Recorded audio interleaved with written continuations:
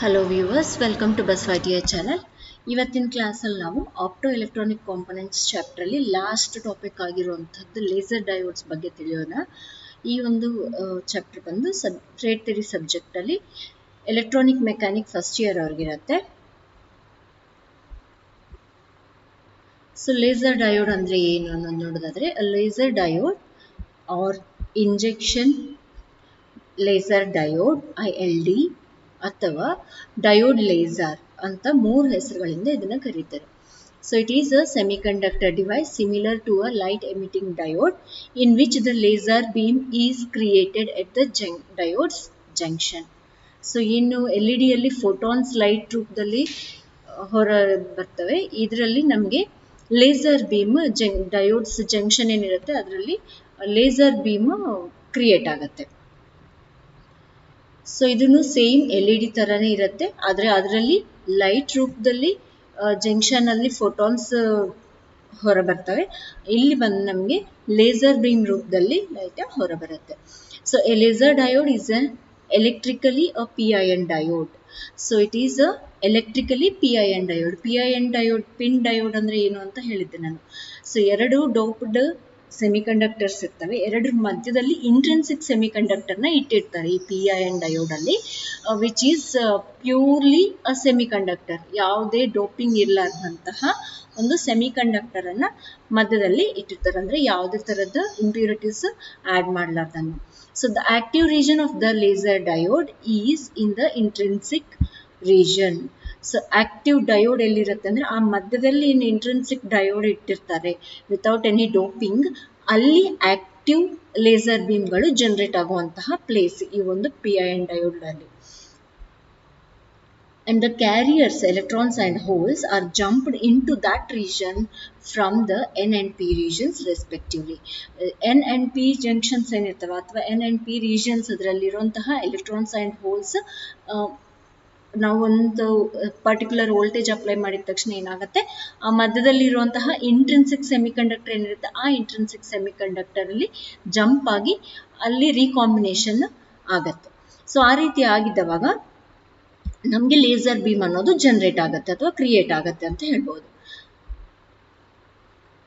So the primary wavelengths of a laser radiation for current military and commercial applications include the ultraviolet visible rays and infrared regions of the spectrum.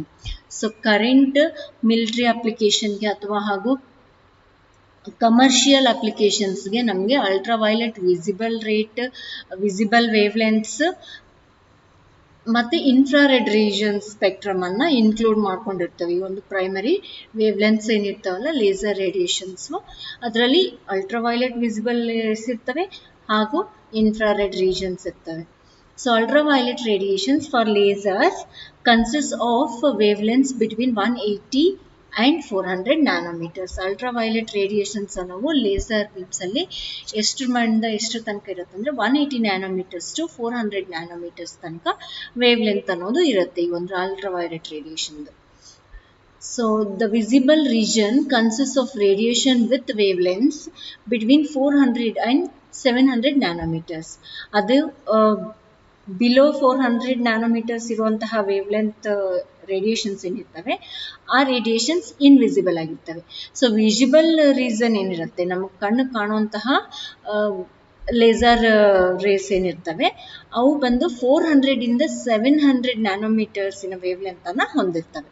So this is the portion we call visible light. So ಈ ಒಂದು portion ಅನ್ನು ನಾವು visible light portion ಅಂತ ಕರಿತೀವಿ.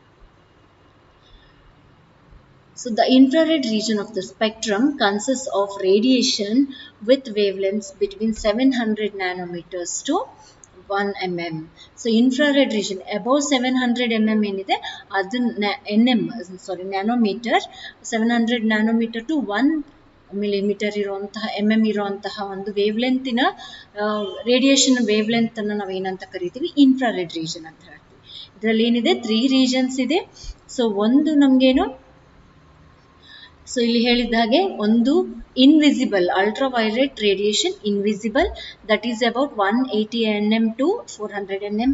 Next visible region 400 nm to 700 nm, and next infrared region ಇರುತ್ತೆ, ಅದು ಬಂದು ನಮಗೆ 700 nm to 1 mm ತನಕ ವೇವ್ ಲೆಂತ್ ಅನ್ನು ಹೊಂದಿರುತ್ತೆ. So laser diodes are the most common type of lasers produced with a wide range of users that include. So ಇದನ್ನ ಎಲ್ಲೆಲ್ಲಿ ಬಳಕೆ ಮಾಡ್ತಾರೆ ಅಂತಂದ್ರೆ, ಒಂದನೇದು ಫೈಬರ್ ಆಪ್ಟಿಕ್ ಕಮ್ಯುನಿಕೇಶನ್ಸ್ ಅಲ್ಲಿ, ಬಾರ್ ಕೋಡ್ ರೀಡರ್ಸ್ ಅಲ್ಲಿ, ಹಾಗೂ ಲೇಸರ್ ಪ್ರಿಂಟರ್ಸ್ ಅಲ್ಲಿ, CD ಅಥವಾ DVD ಅಥವಾ ಬ್ಲೂ ರೇ ಡಿಸ್ಕ್ ರೀಡಿಂಗ್ ಅಥವಾ ರೆಕಾರ್ಡಿಂಗ್ ಅಲ್ಲಿ, ಲೇಸರ್ ಪ್ರಿಂಟಿಂಗ್ ಅಲ್ಲಿ, ಹಾಗೂ laser scanning and light beam illumination. So ಇಷ್ಟು ಎಲ್ಲ ಬೇಸಿಕ್ ಅಪ್ಲಿಕೇಶನ್ಸ್ ಅಂತ ಹೇಳ್ಬೋದು ಲೇಸರ್ ಡಯೋಡ್ಸ್ ಇಂದು.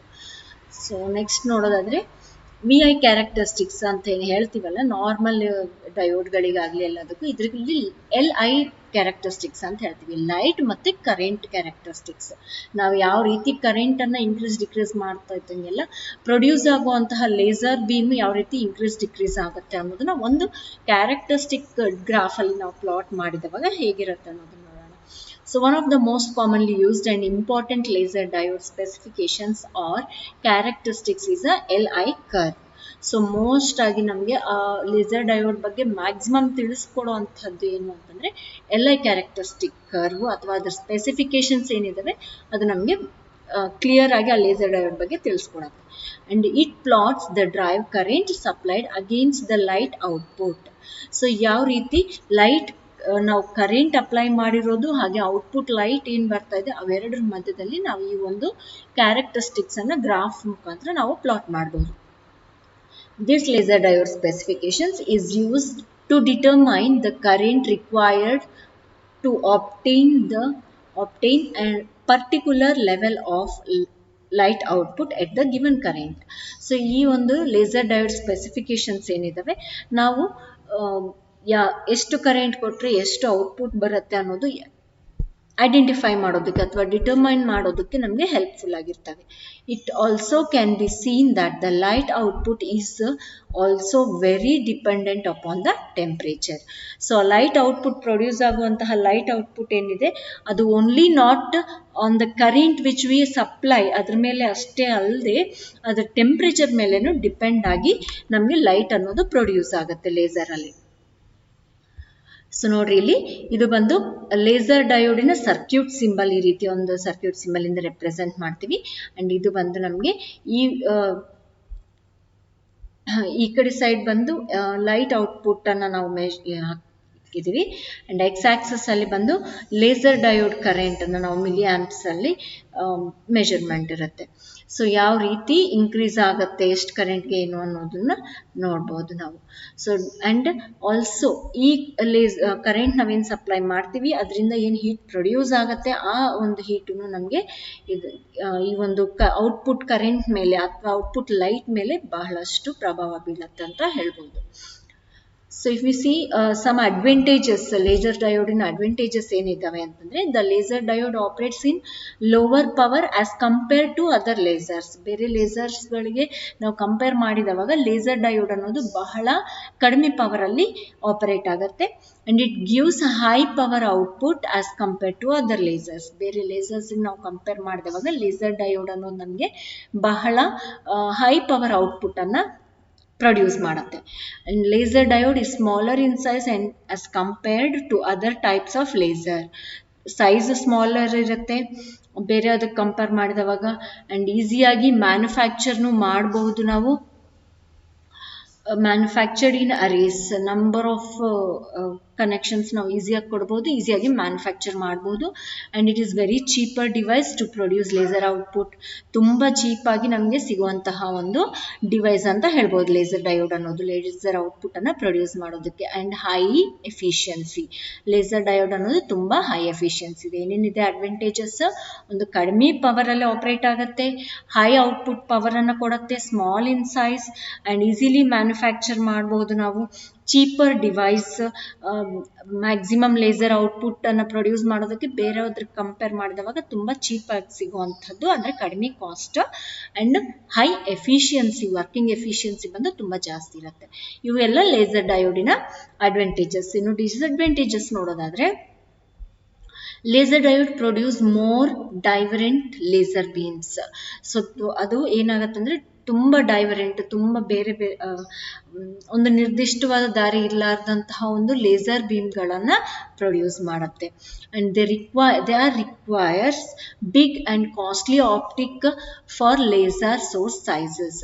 ಸೊ ಈ ರೀತಿ ಆಗಿರೋದ್ರಿಂದ ಆ ಒಂದು ಬೀಮನ್ನು ಒಂದೇ ಒಂದು ಲೆವೆಲಲ್ಲಿ ನಾವು ಒಂದೇ ನಿರ್ದಿಷ್ಟವಾದ ದಾರಿಯಲ್ಲಿ ತಗೊಂಡು ಹೋಗೋದಕ್ಕೆ ನಮಗೆ ಕಾಸ್ಟ್ಲಿ ಆಗಿರುವಂತಹ ಹಾಗೂ ಸೈಜಲ್ಲಿ ದೊಡ್ಡವಾಗಿರುವಂತಹ ಆಪ್ಟಿಕ್ಸ್ಗಳು ನಮಗೆ ಬೇಕಾಗ್ತವೆ. ತುಂಬ ಲಾರ್ಜ್ ಸೋರ್ಸ್ ಸೈಜ್ ಬೇಕಾಗತ್ತೆ. ಆ ಒಂದು ಕರೆಕ್ಟ್ ವೇ ಅಲ್ಲಿ ಆ ಒಂದು ಲೇಸರ್ ಬೀಮನ್ನು ಇನ್ಪುಟ್ ಇಂದ ಔಟ್ಪುಟ್ ತನಕ ನಾವು ತಗೊಂಡು ಹೋಗೋದಕ್ಕೆ ಈ ರೀತಿ ಒಂದು ದೊಡ್ಡದಾಗಿರುವಂತಹ ಅಥವಾ ಕಾಸ್ಟ್ಲಿ ಆಗಿರುವಂತಹ ಲಾರ್ಜ್ ಸೋರ್ಸ್ ಸೈಜ್ ಅನ್ನ ಬೇಕಾಗತ್ತೆ ನಮಗೆ. And it has a critical heating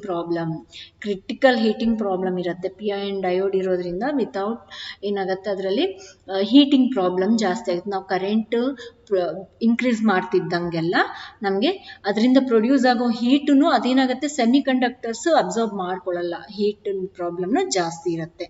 they requires a high drive current to drive the large laser pallets. ತುಂಬ ಜಾಸ್ತಿ ಲಾರ್ಜ್ ಲೇಸರ್ ಪ್ಯಾಲೆಟ್ಸ್ ಅನ್ನು ಡ್ರೈವ್ ಮಾಡೋದಕ್ಕೆ ತುಂಬ ಹೈ ಕರೆಂಟ್ ಬೇಕಾಗುತ್ತೆ. ಸೊ ಆ ಹೈ ಕರೆಂಟ್ ನಾವು ಸಪ್ಲೈ ಮಾಡೋದ್ರಿಂದ ಹೀಟಿಂಗ್ ಪ್ರಾಬ್ಲಮ್ಸ್ ಜಾಸ್ತಿ ಆಗ್ತವೆ. ಇವೆಲ್ಲ ಮೇನ್ ಕಾಮನ್ ಆಗಿರುವಂತಹ ಡಿಸ್ಅಡ್ವಾಂಟೇಜಸ್ ಆಫ್ ಲೇಸರ್ ಡಯೋಡ್ ಅಂತ ಹೇಳ್ಬೋದು. ಮುಂದಿನ ಕ್ಲಾಸಲ್ಲಿ ನಾವೇನು ಮಾಡೋಣ, ಬೇರೆ ಒಂದು ಹೊಸ ಚಾಪ್ಟರ್ ಇಂದ ಮೀಟ್ ಆಗೋಣ. And until then keep watching. Thanks for watching. Please subscribe and press the bell icon for further notifications. Like and share the videos. Thank you.